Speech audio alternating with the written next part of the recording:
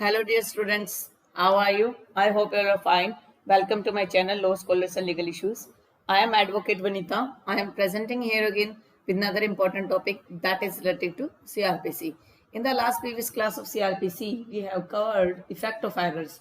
कि अगर इफेक्ट हो जाता है, एरर हो जाता है, उस पर क्या इफेक्ट रहेगा, क्या वो 464 के तहत जो है उसकी इरेगुलरिटी मानी जाएगी या फ्रेश ट्रायल होगा, क्या कुछ होगा। तो वो हमने अच्छे से डिस्कस किया था। अगर आपने वो मेरा वीडियो नहीं देखा था, वो वीडियो देख लीजिए, बहुत अच्छे से उसको मैंने एक्सप्लेन किया हुआ है। आज का जो हमारा कंसेप्ट है वो है कोर्ट में ऑल्टर चार्ज। कि कोर्ट जो है, ठीक है, उसको पता चल गया कि जो चार्ज है उसमें कुछ कमियां रह गई है, तो वो ऑल्टर कर सकती है और कुछ नए चार्जेस भी ऐड कर सकती है। और जब कोर्ट अगर एक बार कोई चार्ज ऑल्टर करती है और ऐड करती है, तो उसके बाद वो रिकॉल ऑफ विटनेस भी करेगी। जो विटनेस है, जो पहले गवाहियां वगैरह हुई है, तो उनको दोबारा से वो विटनेस करवाएगी, रिकॉल करेगी। तो आज कोशिश करेंगे कि दोनों के दोनों सेक्शन को हम साथ में कवर कर लें। सबसे पहले हम जो बेयर लैंग्वेज है उसको समझ लेते हैं, क्या कहना चाह रहा है। ये कह रहा है कि कोर्ट में ऑल्टर चार्ज, एनी कोर्ट में ऑल्टर और ऐड चार्ज कोर्ट कर सकती है। कब कर सकती है? At any time before judgment is pronounce. जब तक जजमेंट प्रोनाउंस नहीं होता, उससे पहले कभी भी जो है ऑल्टर और ऐड कर सकती है। सबसे इंपॉर्टेंट पॉइंट ये हो गया, प्री के पॉइंट ऑफ व्यू से भी और मेंस में भी। मोस्टली इसमें से नहीं आते, लेकिन फिर भी कुछ ना कुछ पॉइंट डिस्कस हो जाता है। एवरी सच ऑल्ट्रेशन और addition shall be read and explain. जो ऑल्ट्रेशन आपने किया उसको एक्यूज को पढ़कर सुनाना पड़ेगा कि अब आपके खिलाफ जो चार्ज लगाए गए उनमें ये बदलाव किया गया है। If the alteration or addition of a charge is such that the proceeding immediately with the trial is not likely in the opinion of the court to prejudice the accused। अगर alter करने के बाद और add करने के बाद charge court को ये लगता है, लाइकली है कि कोर्ट को नहीं लगता, trial is not likely in the opinion of the court की नजर में जो है इफेक्ट नहीं होने वाला, क्या ट्रायल और डिफेंस प्रिजाइड, ना तो अक्यूज को वो प्रिजुडाइज कर रहा है, उसके साथ कोई भेदभाव हो पा रहा है या उसके साथ इंजस्टिस हो रहा है, या प्रोसिक्यूटर का in the conduct of the court क्या कर सकती है, डिस्क्रिप्शन में उसकी डिस्क्रिशनरी पावर है। आफ्टर सच ऑल्ट्रेशन और एडिशन हैज बीन मेड, जब उसने ऑल्ट्रेशन और एडिशन बना दिया, proceed with the trial as if the alter और edit charge has been the original charge. तो ट्रायल के साथ इसी प्रकार से प्रोसीड करेगी जैसे वही ओरिजिनल चार्ज था। कहने का मतलब है कि मान लीजिए रोबरी का चार्ज लगा और उसके बाद उसी के ऊपर जो है एक चार्ज कोई, हालांकि रोबरी के चार्ज में हम शॉर्ट चार्ज को लगा सकते हैं, लेकिन अगर हमने कुछ और चेंज कर ली, 307 का चार्ज लगा था और अब उस व्यक्ति की डेथ हो जाती है और 302 का चार्ज लग चुका है, लेकिन जो 307 का चार्ज लगा था अटेम्प्ट टू मर्डर का, उसमें जो गवाहियां वगैरह आ गई थी वो सब कुछ ओके था और उस ट्रायल पर कोई इफेक्ट नहीं पड़ने वाला था। तो उस मामले में जब 302 का चार्ज आप लगा देते हो, तो उस मामले में जरूरी नहीं है कि वो फ्रेश ट्रायल जो स्टार्ट करे वो उसी ट्रायल से उसे स्टार्ट करके रख सकती है।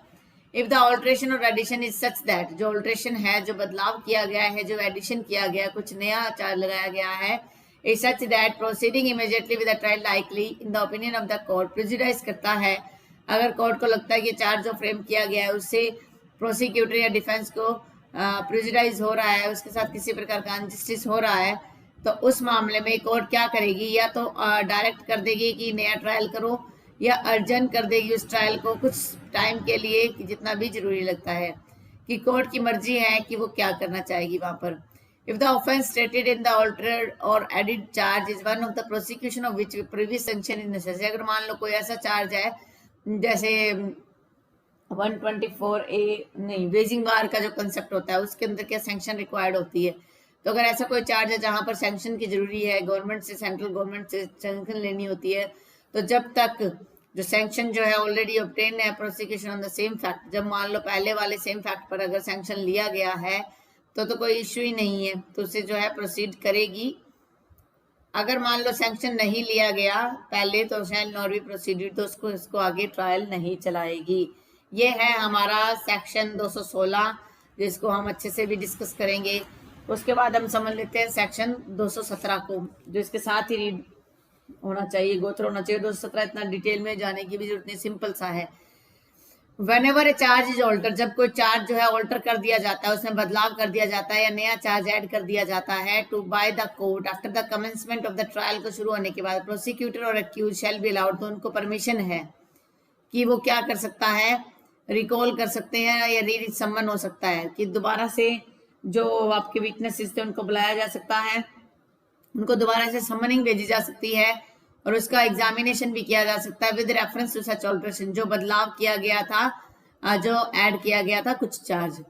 Any witness who may have been examined, जिसे एग्जामिन कर लिया गया हो पहले से, unless the court for reasons to record it, जब तक कोर्ट रीजंस रिकॉर्ड नहीं करती है और कोर्ट को लगता है कि रीजन रिकॉर्ड करे हैं और कोर्ट की कंसीडर करती है कि जो प्रोसिक्यूटर और जो अक्यूज है जो भी केस है उनकी इच्छा है रिकॉल करने के लिए, एग्जामिन करने के witnesses for the purpose of vexes और delay of the defeating of end of justice, कि क्या या तो कोर्ट को लगता है कि वैक्सेस है, जरूरी नहीं है, वो अनावश्यक है, वो क्या कर सकता है उसमें डिले करना चाह रहा है, या मान लो डिफीट करना चाहता है, एंड ऑफ जस्टिस है उसको रिमूव करने के लिए जानबूझकर रिकॉल करना चाह रही हैं जो भी पार्टीज हैं, तो उस मामले में कोर्ट क्या करेगी, उनको मना कर देगी, उनको अलाउ नहीं करेगी। Also to call any further witness whom the court may think, और अगर मान लो लगता है एक्यूज और प्रोसिक्यूटर को कि कोई नया विटनेस भी बुलाना है तो कोर्ट को लगता है वो आवश्यक है तो उसको भी बुलाया जा सकता है। तो कहने का मतलब है जो एक्यूज है उसको एक राइट है कि वो रिकॉल करेगा प्रोसिक्यूशन विटनेस को जब भी ऑल्ट्रेशन ऑफ चार्ज हो जाता है, और कोर्ट को अगर इच्छा लगी तो वो उसको डिनाई भी कर सकती है और वो वहां पर उन्हें परमिशन भी दे सकती है। तो ये दोनों पॉइंट, चलिए इन दोनों पॉइंट्स को, दोनों प्रोविजंस को हम थोड़ा सा डिटेल में डिस्कस कर लेते हैं with help of the examples, या मान लो इनको मैं थोड़ा एक्सप्लेनेशन आपको दे देती हूँ जिससे आपको कोई दिक्कत ना आए। देखिए हमने इसमें दो टर्म को देखा। सबसे पहली चीज तो ये जो सेक्शन है 217 216 तो ये अप्लाइज होगा ऑल कोर्ट्स पर। ऑल कोर्ट्स का मतलब है कोई भी कोर्ट हो सकती है, इसमें लोअर कोर्ट्स या जो भी आपकी अपेलेंट कोर्ट है कोई भी कोर्ट यहाँ पर हो सकती है, उसका कोई इश्यू नहीं है। उसके बाद सेकंड इसमें इंपॉर्टेंट पॉइंट हम बात करें, कई बार कंफ्यूजन आ जाता है कि एडिंग ऑफ न्यू चार्ज का क्या मतलब है। एडिंग ऑफ, जब न्यू चार्ज की आप बात करते हो इसका मतलब ये होता है कि उसको आपने ऐड कर दिया है। पहले मान लो 307 का चार्ज था, उसको तो हमें क्या करना पड़ता है, ऑल्टर करके अगर किसी व्यक्ति रहते 302 का हो गया। अब मान लो पहले लग रहा था कि जो थेफ्ट का कोई चार्ज था, लेकिन अब पता चला थेफ्ट क्या है, इसके अंदर तो रोबरी भी हुई है, रोबरी है, थेफ्ट नहीं है, रोबरी है ये, तो इस चार्ज को थेफ्ट वाले को रोबरी में ऑल्टर कर देंगे, चेंज कर देंगे। या कोई ऑल्टरनेटिव चार्ज और लगाना है, जैसे थेफ्ट भी है और उसके साथ क्रिमिनल ब्रीच ऑफ ट्रस्ट भी है, ठीक है, तो दोनों एक चार्ज ये वाला ऐड करना है, तो ये ऐड हो गया न्यू चार्ज। अब बात आती है ऑल्ट्रेशन ऑफ चार्ज की। जैसे मैंने एग्जांपल बताया 307 का पहले चार्ज लगा था, लेकिन अब उस व्यक्ति की डेथ हो गई है तो 302 का अब चार्ज लग जाएगा। ये क्या हो जाएगा, ये ऑल्ट्रेशन ऑफ चार्ज हो जाएगा। एक कोई भी चेंज जब आप एक बार फ्रेम करते हो, कोई भी चेंज लाते हो, कोई भी चार्ज अगर आप फ्रेम कर देते हो तो उसको आप डिलीट नहीं कर सकते। कई बार क्या है, उसको ऑल्टर करना पड़ता है। और अगर आप डिलीट करते हो, डिलीट करने का मतलब है फिर तो सारा का सारा फ्रेशली ही ट्रायल होगा। डिलीट करने की काफी अलग अलग इफेक्ट हो जाते हैं।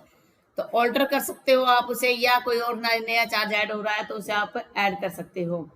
जब भी आप कोई नया चार्ज ऐड करते हो, बिफोर दैट सबसे पहले कोर्ट को लगना चाहिए कि वो मटेरियल है। मटेरियल का मतलब कि वो जरूरी है इंटरेस्ट ऑफ जस्टिस के लिए। तो उस मामले में जब एक एप्लीकेशन कोई भी, मान लीजिए प्राइवेट काउंसिल के द्वारा, प्राइवेट वकील के द्वारा कंप्लेनेंट के थ्रू लगाया जाता है और उसे पब्लिक प्रोसिक्यूटर को सौंपा जाता है, तो ये माना गया है उस मामले में किस प्रकार से अगर चार्ज को आप अलाउ करते हो तो वो क्या है, इलीगलिटी नहीं है। क्वेश्चन अराइज हुआ था कि ठीक है, दो तरीके के होते हैं ना, एक प्रोसिक्यूशन होता है, एक होता है एक्यूज्ड, एक होता है प्राइवेट काउंसिल। अब जो प्रोसिक्यूशन वाले मैटर उसमें तो एफआईआर जो दर्ज होती है उनके अंदर प्रोसिक्यूशन जो होता है, पीपी होता है, वही क्या करता है, प्रोसिक्यूट करता है। एक्यूज तो पता ही क्या है, प्राइवेट काउंसिल का मतलब जो कंप्लेंट केसेस होते हैं जो एफआईआर के थ्रू नहीं होते उसमें प्राइवेट काउंसिल होता है, वो आपका केस जो है वहां पे लड़ता है। तो ये बात कही गई कि क्या प्राइवेट काउंसिल के द्वारा अगर कोई ऑल्ट्रेशन ऑफ चार्ज की एप्लीकेशन लगती है तो क्या उसको चेंज किया जा सकता है, क्या वो इलीगल है या नहीं है। तो इस मामले में कोर्ट ने कहा ये इलीगल नहीं है, वो भी उसमें चेंज करवाया जा सकता है। अब बात आती है कि when the application was filed, when the application was filed, जो भी एप्लीकेशन आप लगा रहे हो, application of alteration of charge be filed, ठीक है, ऑल्ट्रेशन की एप्लीकेशन आप कब लगाओगे? देखिए जैसे ही चार्ज लगे, फ्रेमिंग ऑफ चार्ज होती है, framing of charge and read and explain, framing of charge and read and explain, read and explain to the accused, ठीक है, या मान लो टू द एक्यूज या जो भी है, प्रोसिक्यूशन को भी पता हो जाता है बाय मजिस्ट्रेट, तो उस मामले में पता चल गया हमें कि ये चार्ज नहीं होना चाहिए, उसी टाइम में इंस्टेंटली हमें एप्लीकेशन लगाई जानी चाहिए। लेकिन कई बार क्या होता है कि कई बार ऐसे हालात हो जाते हैं, उस मामले में जो है चार्ज को जो चेंज किया जा सकता है बाद में भी। जब बाद में पता चला, ट्रायल स्टार्ट हो, उसके बाद विटनेसेस आए, उसके बाद ये पता चला कि नहीं नहीं ये चार्ज नहीं लगना चाहिए था, इसमें चेंज होना चाहिए। अब बात आती है कि अगर मान लीजिए कोर्ट रीड एंड एक्सप्लेन नहीं करती तो क्या होगा? रीड एंड एक्सप्लेन नहीं करेगी तो ये माना जाएगा कि जो 216 की जो 2 की जो रिक्वायरमेंट है वो फुलफिल नहीं हुई है, और उससे क्या है, ट्रायल पर इफेक्ट पड़ता है। उससे इफेक्ट ये पड़ेगा कि जो विटनेसेस है वो प्रॉपरली नहीं आए होंगे। अब हमारी सेम एक और पॉइंट इसमें हमने पढ़ा था, at any time before judgment is pronounced, before judgment is pronounced, judgment pronounce ना हो उससे पहले, इसका क्या मतलब है? इसका मतलब ये है कि ये जो है अपीलेंट स्टेज पे भी हालांकि हो सकता है, लेकिन वहां पर pronouncement of judgment of appeal है। प्रोनाउंस ऑफ जजमेंट, मान लो आज जजमेंट प्रोनाउंस, कल जजमेंट प्रोनाउंस होना है, कल हम 31 तारीख 31 को अगर जजमेंट प्रोनाउंस होना है तो आज की तारीख में भी अगर कुछ पता चलता है तो हम ऑल्टर कर सकते हैं। तो यानी कि किसी भी टाइम हो सकता है, कोई इश्यू नहीं है। लेकिन किसी भी टाइम का ये मतलब नहीं है कि अब डिले करने के पर्पज से आप ऑल्टर कर रहे हो। अगर आपको पहले पता चल गया था तो उस टाइम भी आप जो है उस सब चीज को आप अप्लाई करोगे।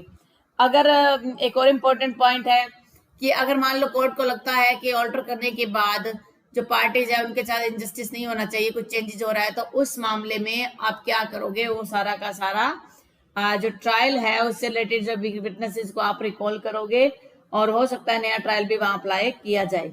लेकिन अगर ये लगता है कि वो प्रेजुडाइज हो रहा है पार्टीज के साथ कि अगर विटनेस चेंज हो जाएंगे, सब कुछ चेंज हो जाएगा, तो क्या कर सकती है कोर्ट? 2216 का क्लोज 4 कहता है या तो न्यू ट्रायल करेगी कोर्ट, और या क्या करेगी, अर्जेंट कर देगी इसे। ठीक है, उस मामले में अर्जेंट करेगी। 216 का 5 कहता है कि सैंक्शन, जहां पर सैंक्शन चाहिए तो क्या करेगी, उसे कंडक्ट नहीं करेगी फर्दर जो ट्रायल है जब तक कि वो सैंक्शन ना मिल जाए। सैंक्शन का मतलब क्या होता है कि इसके अंदर क्या है कि कुछ ऐसे ऑफेंसेस होते हैं जहां पे आपको सेंट्रल गवर्नमेंट है या स्टेट गवर्नमेंट की सैंक्शन रिक्वायर्ड होती है। सेंट्रल गवर्नमेंट की होती है मोस्टली।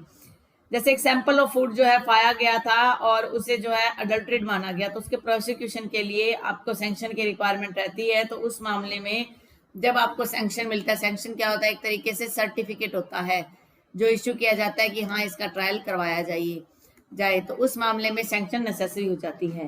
तो ये है आज का हमारा 216 और 217 का कंसेप्ट। मैं उम्मीद करती हूँ आपको आज का ये जो टॉपिक है वो समझ में आ गया होगा। फिर भी आपको किसी प्रकार का डाउट है तो आप मुझे कमेंट कीजिए, और अगर आप मेरे चैनल पे न्यू और फर्स्ट टाइम इस वीडियो को देख रहे हो और आपको लगता है कि ऐसे वीडियो आपके लिए काफी हेल्पफुल होने वाले हैं, तो है जो आप क्या करो, मेरे चैनल को सब्सक्राइब कर लीजिए, बेल आइकन पर क्लिक कर दीजिए। इसके अलावा अगर आपका कोई अलग से कुछ रिक्वेस्ट और आप सोचते हो कि ये एक अलग टॉपिक पर मैडम वीडियो बनाया जाए, तो भी आप मुझे कमेंट कर दीजिए। मैं आपके उस जो कमेंट का आंसर जरूर दूंगी और कोशिश करूंगी कि उस पर जल्दी से जल्दी एक वीडियो बनाकर अपलोड करूं। कोरोना के इस टाइम पीरियड में आप अपना, अपने फैमिली मेंबर्स का, अपने नेबरहुड का ध्यान रखिए। Stay home, stay safe, stay healthy. Thank you for watching. Have a nice day.